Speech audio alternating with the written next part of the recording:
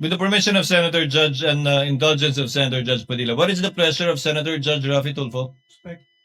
Wala mic. Kay Senator Padilla. Bakit pag sa kabila pinapayagan sila 5-10 minutes? Bakit pag sa amin, sa majority, kinakat agad ni remind pagdating ng pagdating ng 2 minutes? I think nakakalata na kami. So dapat pag sinabing 2 minutes, 2 minutes. Pag sa amin sa majority, pag 2 minutes, pinipindot nito. 2-3 beses. Totoo yan. Pero pag sa minority, umaabot na ng 5 minutes, 10 minutes. At meron akong record yan. Pinapayagan. Why? Thank you.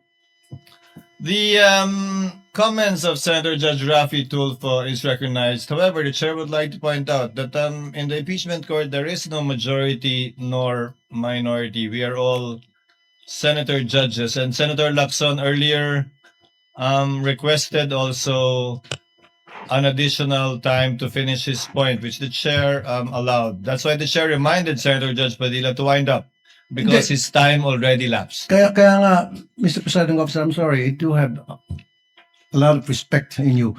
Yung sa akin lang, kahit na sino senador, kapag dating na ng 2 minutes, pinipindutan ng bell eh. Ako ilang beses na ako napindutan ng bell. Nakakairita eh. Samantalang yung iba, hindi pinipindutan ng bell, umabot pa ng 5 minutes. I'm not referring to anybody here now. Yun lang yun eh. Kaya nga kumisas, binubulungan ko na dyan eh. Oy, pindutin mo na yung bell. Para naman makapagsalita yung iba. Yun lang po. Wala na akong tinutukoy dito. Dapat maging fair tayo yung sa nagpipindot ng bell. Pag sinabing 2 minutes, 2 minutes regardless kahit na sinong senador yan. Thank you. The clerk of court is instructed to kindly relate to the bell ringer